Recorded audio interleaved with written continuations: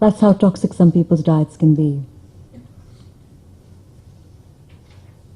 And here's a list of diseases that are related to poor nutrition. Heart disease, cancer, diabetes, kidney disease, stroke, indigestion, constipation, allergies, headaches, learning disabilities, hyperactivity, lethargy, skin disorders.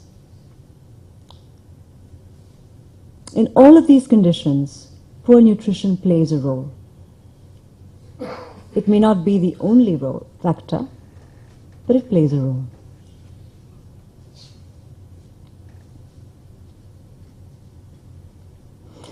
So this slide is going to shock you.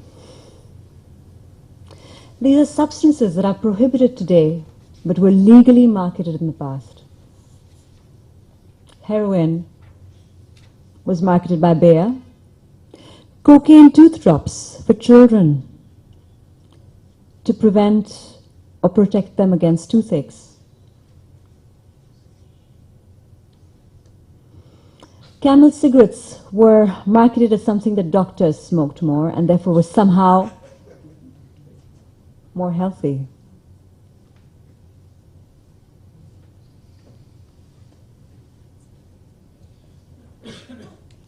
I'm hopeful that 20 years from now, people will be just as shocked to see ads for packet chips, aerated drinks, sugared cereal, French fries from fast food restaurants, and chicken nuggets from fast food restaurants, and processed food like this. It's just as toxic and addictive.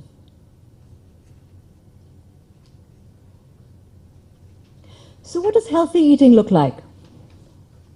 The Harvard School of Public Health came up with what they call the healthy eating plate. As you can see, it's a really simple diagram. And 2/3 of the plate is vegetables, 1/3 fruit, 1/4 whole grains, and 1/4 healthy protein. Essentially, if half your plate for every meal is fresh fruits and vegetables, you're doing really well.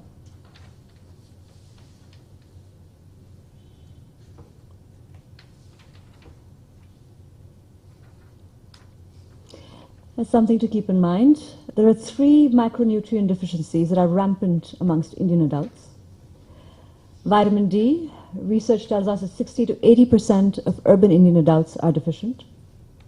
Vitamin B12, we don't have the numbers, but when we talk to clinicians and psychiatrists in particular, it seems to be a common enough problem.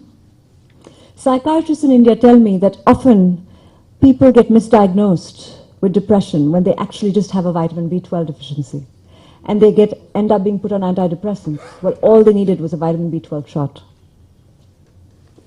Iron, 55% of adult women are anemic in India. A large proportion of that is iron deficient anemia. So my recommendation is that you get your iron and your vitamin B12 and vitamin D levels checked annually if you're a woman, and your vitamin D and vitamin B12 levels checked annually if you're a man. Ideally during the winter months, because that's when vitamin D levels are at their lowest.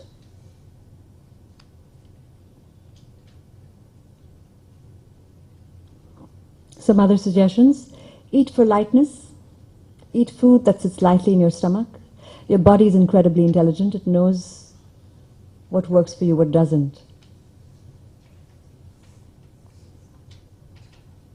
Stay away from excess sugar and starch, and salt. I should have mentioned that. Sugar is pro-inflammatory, and inflammation is known to play a role in every single lifestyle disease, from cancer to diabetes to depression.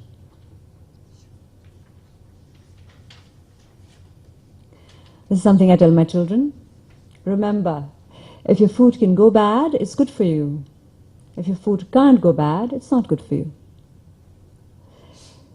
If there's an ingredient on the food label that you can't recognize, your body won't either.